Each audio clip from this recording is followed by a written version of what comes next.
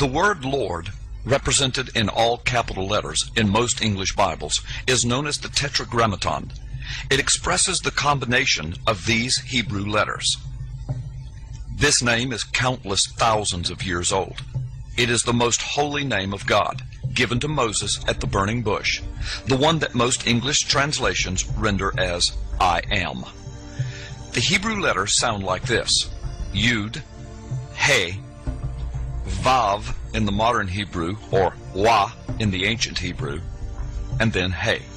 Yud He Wah He is also the forgotten name of God, which Jewish scholars and researchers say has a meaning and a pronunciation that was lost because their ancestors have refused to speak it aloud since about a generation before the Roman destruction of the temple in Jerusalem. Today, Yud He Wah He is most often rendered as Yahweh when written or spoken by Christians and others. It is still never pronounced aloud by Orthodox Jews. The pronunciation Jehovah is an older, less accurate rendition of these letters.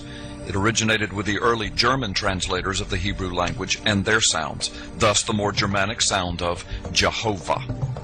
Yud He Wah He.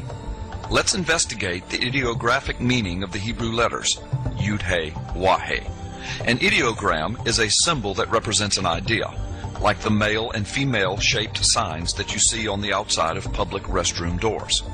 Hebrew letters have had ideographic meanings since the most ancient of times. There are several ideographic meanings for each of the letters. Aleph, for example, the first letter of the Hebrew alphabet, can mean both ox or bull. Bet, the second letter of the Hebrew alphabet, represents the words house or tent. But in each case, the ideas represented by each of the letters are very closely related. With all of this in mind, using the ideographic meanings of Yud He Wah He, most commonly accepted by Jewish scholars throughout the centuries, the translation of the letters Yud He Wah He of the holy name of God, symbolically speaking, can accurately be translated as Yud, the hand, He, a window or the meaning behold or look, and Wah, a nail. So, symbolically speaking, the combination of these letters can be accurately and most assuredly translated as Yud He Wah He. Behold the hand, behold the nail. When one considers that Yeshua, or Jesus, in Hebrew means Yahweh is our salvation, then the meaning is even richer.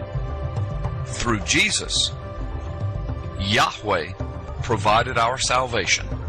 If you don't believe it, behold the hand, behold the nail.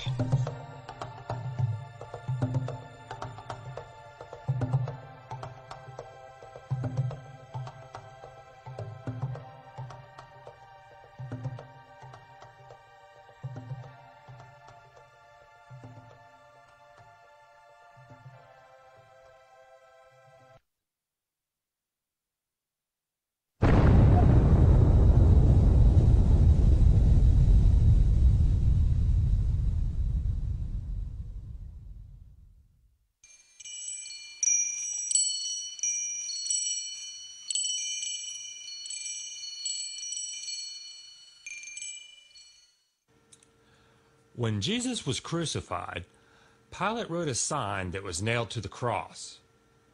The wording he chose displeased the Jewish leadership, and they asked him to change it. But he refused. There are some very interesting aspects to this incident that are not apparent in our English translations. Pilate had a notice prepared and fastened to the cross. It read, "Jesus of Nazareth, the King of the Jews." Many of the Jews read this sign, for the place where Jesus was crucified was near the city, and the sign was written in Aramaic, Latin, and Greek. The chief priest of the Jews protested to Pilate, "Do not write the King of the Jews, but that this man claimed to be the King of the Jews." Pilate answered, "What I have written, I have written." Pilate refused to revise the epitaph he had composed. This may have a lot more significance than is apparent in our English translations. The Hebrew is shown above. Remember, it goes from right to left. What we don't notice in our English translation is that the acrostic made up of the first letter of each word spells out Yahweh, the name of God. If Pilate had rewritten it in the manner the Jews had requested him to, it would not have spelled the name of God. Do you think Pilate realized this?